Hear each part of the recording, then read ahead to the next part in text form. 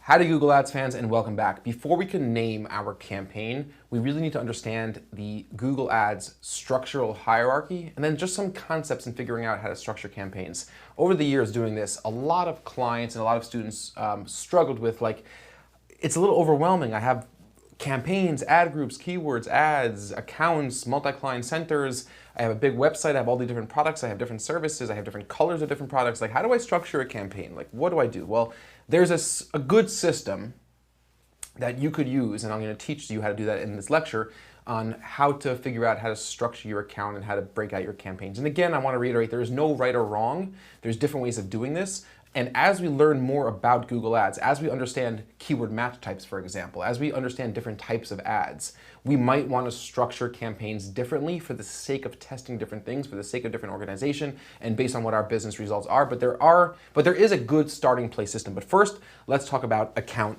hierarchy. And we're going to jump to the whiteboard real quick for this.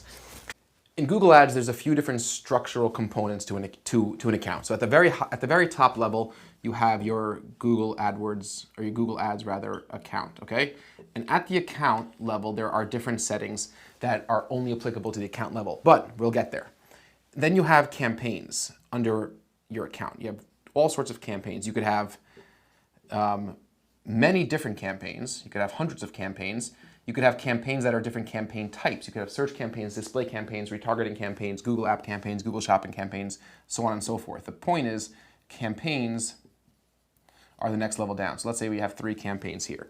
Okay, so you have an account. Inside accounts, you have campaigns. That all campaigns operate on this level of the hierarchy. And there are different settings that you could set at the campaign level that you don't set at the account level, and that you don't set at the ad group level, okay?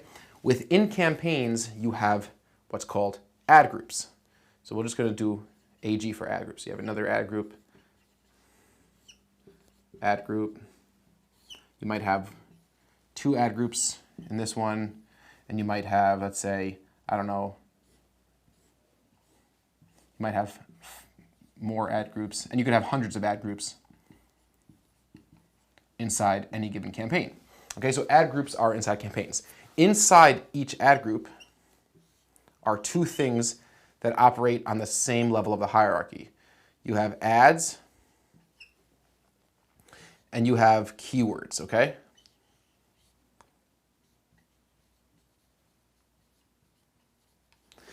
Ads and keywords are both contained inside every ad group. You need to have both ads and keywords in every single ad group in order for that ad group to function. If you're missing one of those 2 things, then nothing will function inside those ad groups.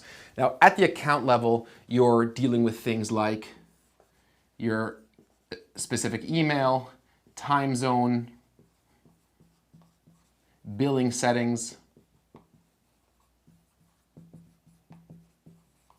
and user access, other associated apps, things like that, and more. At the campaign level, you're dealing with things like location targeting, okay? That's a big one. Where these ads are gonna show up. You're dealing with ad scheduling, ad schedule. At the campaign level, you're also dealing with device targeting. There are certain settings that are available at both the ad group and the campaign level, such as audience targeting settings, and we'll talk about audience targeting settings in a few lectures from now and what audience targeting means. At the ad group level, you have ad rotation settings and other settings as well. And you'll see as we go through the account, and as we go through the account together, we'll see exactly what settings apply to what level of the account hierarchy. The main thing to understand, though, is that you have this hierarchy in a couple of the big settings that are available at the campaign level, like location, ad scheduling, and that ad groups are contained inside campaigns. Inside ad groups are your ads and your keywords. Your keywords are sort of the mediator between an ad being shown or an ad being available to be shown and a search term. Search terms are what the user actually types into the Google search engine. Remember, we spoke about that in the previous section. Google will then look to your keywords to see, and based on match type, we're going to spend quite a bit of time talking about keywords and match types.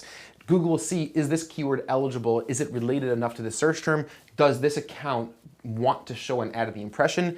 And ads are what will then rotate in different ways for a specific group of keywords inside an ad group, okay? So you could have many, many keywords, right? You could have hundreds, thousands of keywords, not hundreds of thousands, there is a limit to the amount of keywords. Google does change that from time to time. You could have many, many different keywords and many different ads inside one ad group. And what that would mean is that all the ads inside one ad group, let's say you have 20 ads, they'll be eligible to be shown for any one of the keywords inside that same ad group. So that's when you have to start thinking about thematically related groups of keywords inside each ad group. And there are a number of reasons why you want that to be the case. We'll talk about that once we get to writing ads and quality score and understanding keyword, thematically related groups of keywords and things like that. So now you understand the precise hierarchy of a Google Ads account. Campaigns are inside account, ad groups go inside campaigns, ads and keywords go inside ad groups, and you could have multiple ads and multiple keywords inside every single ad group. There are a couple settings that are set up at the campaign level, some settings at the ad group level, some settings at the account level. But it's important to remember that there's a couple different reasons why we might want to structure a campaign in a certain way. One is to control specific settings, and the other is for our own internal organization. So for example, say we were dealing with a sofa company or an online furniture company, and we'll go through an example, and we'll go through a specific case study of an online furniture company. You might want to separate out the campaigns by product type, right? You might have a campaign for sectionals, you might have a search campaign for sofas, a search campaign for recliners. Now, technically, that could all be done inside one campaign, right? I could have one campaign, and I can have an ad group for sofas, an ad group for sectionals, and an ad group for recliners. Because let's say my location targeting, my ad scheduling doesn't change, right? So I'm not forced, I'm not totally compelled from a technical perspective to have separate campaigns, but I would like to have them separated out by ad group. I'm not technically compelled to have them separated out by campaigns, but for my own organization, I might want to be able to keep things separate. I might want to give different budgets to different product groups. I might just want to be able to log in and look at my campaigns and see which ones are performing better. You'll get a sense of organization, and I would recommend doing that at a product level. But if you're a business, let's say you're a service business, and there are certain types of services that you'll offer within a 100-mile radius of your location. There are certain services you'll offer within a 20-mile location. Then those specific services need to be broken out into separate campaigns. So one campaign will have a 50-mile radius targeting. We're going to go through location targeting shortly. And another campaign will have that 20-mile radius targeting for the service that is targeted only within 20 miles. That will be a reason you break out campaign. Now that you understand the structure and the hierarchy of an account, in the next lecture we're going to talk about how to look at your website's navigation to get a basic sense of how to start breaking out campaigns. And I will see you guys very shortly in the very next lecture.